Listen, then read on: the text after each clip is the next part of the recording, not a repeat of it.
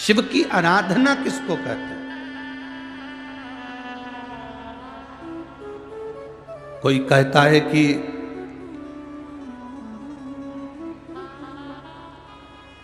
क्यों भटक रहे हो, क्यों जा रहे हो यहां वहां। हम कहते हैं तुम भटको भी मत, कहीं मत जाओ। तुम्हारे घर के नजदीक में जो शंकर का शिवालय हो, तुम्हारे घर के नजदीक में जो शंकर का मंदिर हो, शिव मंदिर हो, शिवालय हो, उस शिवालय में जाकर एक लोटा जल प्रतिदिन चढ़ाना प्रारंभ करो।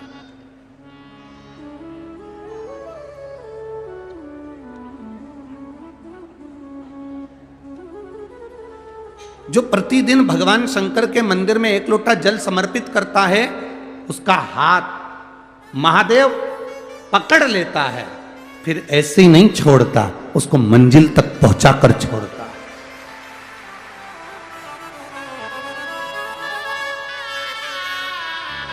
वो ऐसे ही नहीं छूट सकता।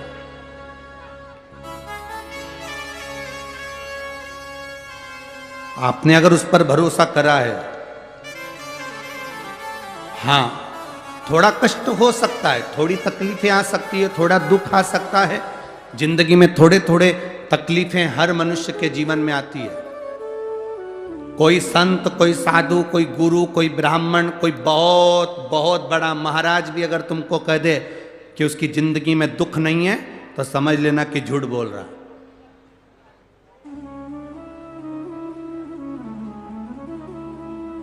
मेरे राम जी महाराज भी इस पृथ्वी पर जन्मे तो उनकी जिंदगी में भी दुख आया।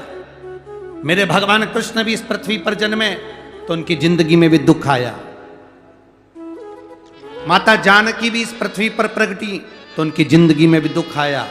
राधा रानी भी इस पृथ्वी पर प्रगटी तो उनकी जिंदगी में भी दुख आया। संसार में अगर जन्म लिया है, मृत्यु लोक में अगर तुम पैदा हुए हो, पृथ्वी पर अगर तुम आए हो, तो तुम्हारी जिंदगी में दुख ये नहीं कि नहीं आएगा। हमारे पूर्व के कर्म के अनुसार हमारी जिंदगी में दुख, हमारी जिंदगी में तकलीफें आती है, पर वो दुख मिटेगा कैसे?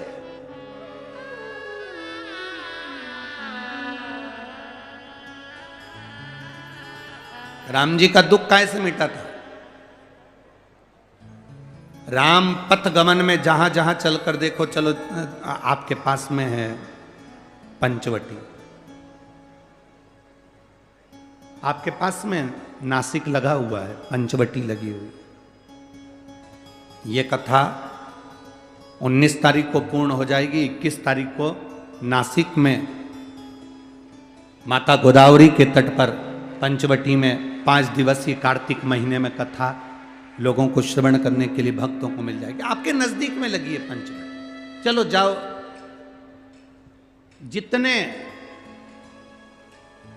राम जी महाराज अयोध्या से लंका तक गए, उसके बीच में जितने राम जी के मंदिर नहीं है, उससे अधिक शंकर जी के मंदिर हैं। उसका कारण केवल एक है, राम जी जहां रुकते थे वहां शंकर भगवान के शिवलिंग की स्थापना करते थे, पूजन करते थे, और वहां से फिर आगे बढ़ते थे, फिर आगे बढ़ते थे, फिर आगे बढ़ते थे।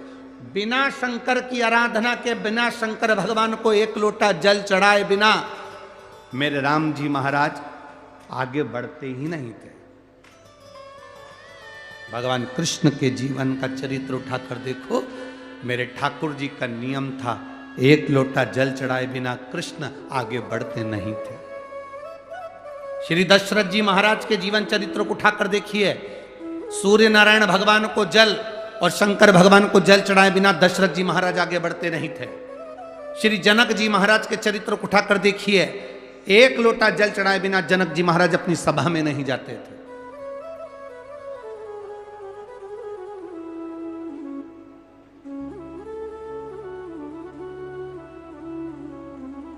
थोड़ी जिंदगी में तूफान आते हैं, कष्ट आते हैं, दर्द आता है, तकलीफें आती हैं, पर तूफान आता है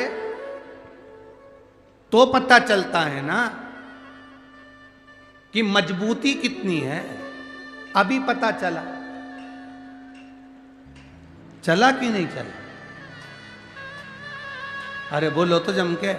पता चला ना कि मजबूती कितनी है। ये हवा चलती है, तूफान आता है, तब पता चलता है मजबूती कितनी है।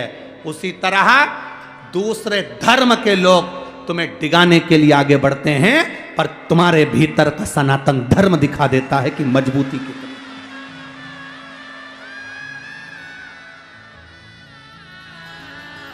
छत्रपति शिवाजी महाराज, जिनकी माता ने कहा कि बेटा सामने किला है और वो किला मुझे चाहिए, शिवाजी कहते हैं माँ क्या बात करती हो, ये किला वहाँ कितना कितना सैनिकों का बल भरा पड़ा हुआ है और मेरे पास में कुछ भी नहीं है, मेरे पास कुछ भी नहीं।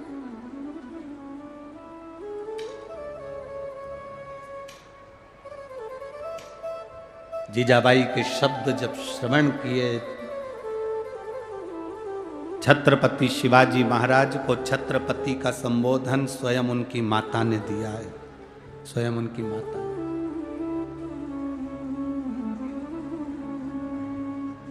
कह दिया जीजाबाई, सामने जो किला है वो मेरा है, तुझे मालूम है?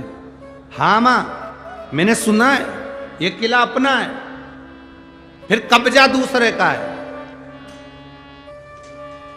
छत्रपति शिवाजी ने कहा बहुत भारी सेना है उसके पास में, बहुत बल है उसके पास में, सेना प्रबल है उसके पास में, मेरे पास इतनी सेना नहीं है। मां ने कह दिया शिवाजी तेरे बस की बात नहीं है, मैं खुद जाऊंगी और किला लेकर आऊंगी। स्वयं शिवाजी ने सुना कि मां स्वयं किला लेने के लिए जा रही है, स्वयं किला। मां